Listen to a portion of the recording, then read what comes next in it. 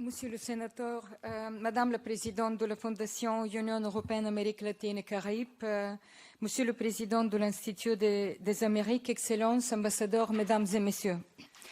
Tout d'abord, Monsieur le sénateur, merci d'avoir exprimé la solidarité et le soutien de l'UNESCO pour l'action contre la destruction du patrimoine mondial, patrimoine culturel en Irak, en Syrie, la lutte contre l'extrémisme. Je crois que ça montre que les enjeux aujourd'hui sont globaux et les réponses aussi doivent être globales. Pour moi, c'est un honneur. Je dirais aussi un plaisir de m'exprimer au nom de l'UNESCO sur le sujet central de l'enjeu climatique et le regard croisé de l'Europe, de l'Amérique latine et des Caraïbes. Cette année, comme a bien évoqué ceux qui parlaient avant moi, la communauté internationale a l'opportunité, mais aussi, je dirais, l'obligation, la responsabilité de réussir deux rendez-vous importants. La conférence des Nations Unies Paris Climat 2015 à la fin de l'année qui doit permettre de conclure un accord mondial sur le changement climatique. À l'automne, les Nations Unies vont adopter un nouveau programme pour le développement durable post-2015. Les arbitrages et les engagements décidés cette année, en 2015, vont déterminer les politiques du développement pour les prochaines décennies. Nous savons d'ores et déjà que le développement durable ne pourra pas se faire uniquement par le développement de l'économie verte. Il faut viser plus profondément l'émergence de sociétés vertes, où le développement durable s'ancre dans des comportements par l'éducation, la culture, le partage des savoirs, et c'est précisément le mandat de l'UNESCO. C'est pourquoi nous avons lancé un programme mondial de l'éducation au développement durable, discuté lors de la conférence au Japon d'Aichi Nagoya en novembre 2014. C'est pourquoi aussi l'UNESCO se mobilise pour renforcer la coopération scientifique entre les États, car la révolution climatique passe par une révolution de la connaissance. Nous avons déjà de nombreux outils pour cela. Les sites du patrimoine mondial de l'UNESCO sont des observatoires du dérèglement climatique et je pense en particulier aux sites naturels, insulaires et marins, l'Amazonie centrale, les îles Galapagos, le parc national de Coiba. Les réserves de la biosphère, plus de 630 réparties dans près de 120 pays, dont 120 sites en Amérique latine, sont des laboratoires vivants de développement durable et de coopération scientifique. Par exemple, les réserves transfrontalières comme Trifinio entre l'Honduras, le Guatemala et le Salvador.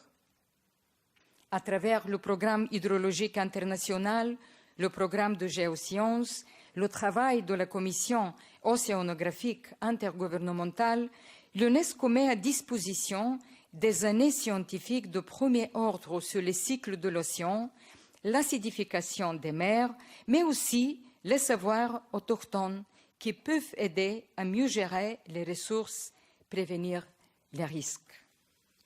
Reste à faire en sorte que les scientifiques et les politiques se parlent et se comprennent. C'est pourquoi le secrétaire général des Nations Unies, M. Ban Ki-moon, a créé le Conseil consultatif scientifique piloté par l'UNESCO qui vient de se réunir en Malaisie, à Kuala Lumpur, la semaine dernière, pour renforcer l'interface entre science et politique.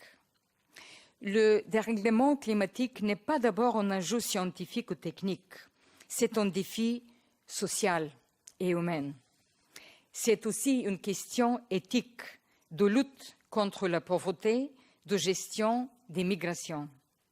C'est une question qui touche à la place des jeunes dans la société, à l'égalité des genres dans l'accès aux ressources.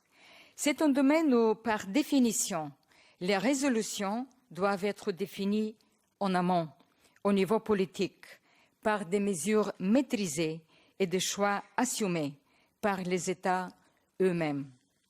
C'est un domaine aussi où, par définition, aucun État ne peut agir seul.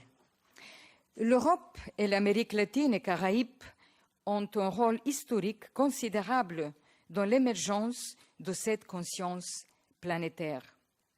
Ce sont les échanges entre ces deux régions du monde qui ont lancé, depuis 6 siècles, un gigantesque mouvement de mondialisation et de dialogue des cultures. Aujourd'hui, le partage des expériences entre ces deux régions peut contribuer à enrichir l'agenda des solutions de la conférence COP21.